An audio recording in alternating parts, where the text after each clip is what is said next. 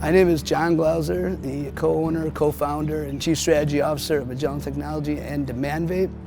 We've been in this industry since its inception, basically. My name is Elisa Batista, and I am the owner of Vape Exotics. We have 3 locations, 2 in Norfolk and 1 in Virginia Beach. My name is Stacy Hamilton. I'm the owner of Kaleidoscope Custom Vapor Lounge. We've been in business since 2014, so 11 years. We have grown from a company of 6 people to almost 300 now.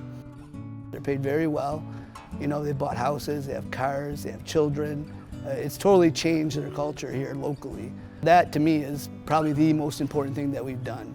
Touching and impacting people's lives, whether it be our employees or our customers who sell to the end users, that allows them to quit smoking, is by far the most impactful thing that I think that we've accomplished in this industry. And this regulatory state that's run by bureaucrats is probably the biggest impediment that's going to stop us from being able to do that going forward. The reason why me and my husband started the business was because we both were smokers, heavy smokers, and we got off cigarettes with vaping. And so if we felt if we can do that and we can better our life, then we want to share that. We also both were corpsmen in the military, so we're trying to reduce the harm reduction, so that way we're like, hey, let's try this business. Let's get other people off cigarettes too. The adults need to have that choice, not the government telling them to have that choice. They should be like, I went from smoking to vaping to nothing at all. And that's eventually our business will be shut down, and that's okay. But if it's the adults that make us shut down, not the government. The Biden era regulatory period, I would classify as a pure nightmare.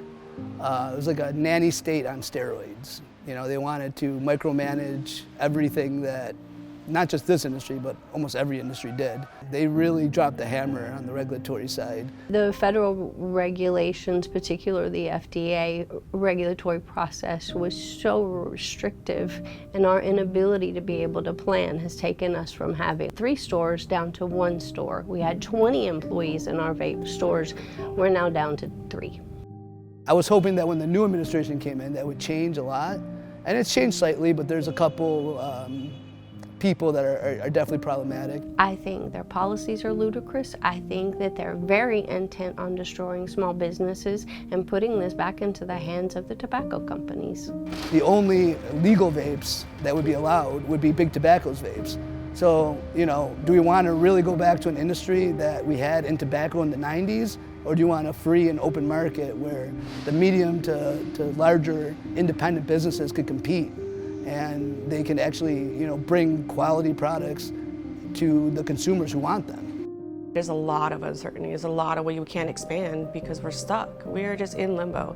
We're just waiting to see what bill is going to come out or what regulation may be amended or not amended.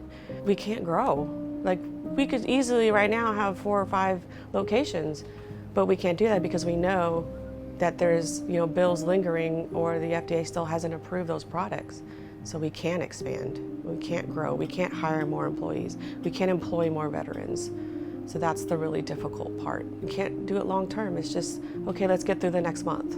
We have no ability to defend ourselves because we're trying to defend ourselves against the people, to the people who wrote the fine to begin with. We have no security due to the regulations that have been imposed by previous administrations. The impact on small businesses is one of the biggest tragedies in this whole situation. Basically, as the wind blows is the way they got to go. And the government is the heavy hand that pushes them. I know what's coming here. I know this is going to happen to us here. We've already had to close 1 store. We went from 20 employees down to 3 employees. That's all we have. These people are depending on their job to support their families, and we're going to have to let them go, and it's heartbreaking. We currently employ 10 full-time employees. Out of those 10, 7 of them are veterans, 3 of them are disabled veterans, and a lot of them are spouses or have children, and they would lose their wages, obviously, because they won't have a job. They would lose their medical and dental and vision benefits that we provide to them. We're talking about quite a few jobs, quite a few salaries. These are people that depend on this. These are our brothers and sisters of America. We need to take care of these people. We're the backbone. Small business is the backbone of America. And we are so constrained that we're not able to make it ourselves, much less take care of our employees. It's disgusting. I would hate to see Trump's presidency marred by Biden-era regulations that the FDA just refuses to take care of. I'm a Trump supporter. Donald Trump and his second administration has done an amazing job cutting the federal government, cutting regulations. Quite frankly, if you were to take our company out of this area, it would have a devastating impact. And I'm not sure the local politicians realize this. I know the state politicians don't realize it, and I'm 100% positive at the federal level, there's no way they can realize it.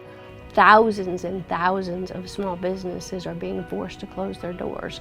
I have held other owners while they cried. I've sat for hours on the phone with them. This is horrible, what is being allowed to happen. And I understand there are a lot of crises, but we're in crisis and we need help now.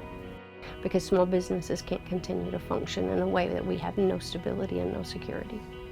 The message I would send to the current administration would be to reduce the strict regulations, also reduce the propaganda about our industry.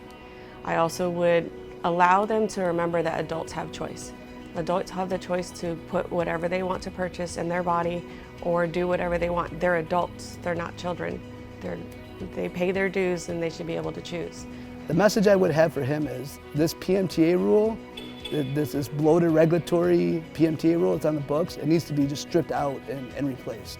Donald Trump is a man that wants to do the right thing. And I think if he's given the facts, that's exactly what he would do. This country was founded on the idea that we have the freedom to choose and pick the products that we want to choose. You know, we fought to be free, so why give it up so easily?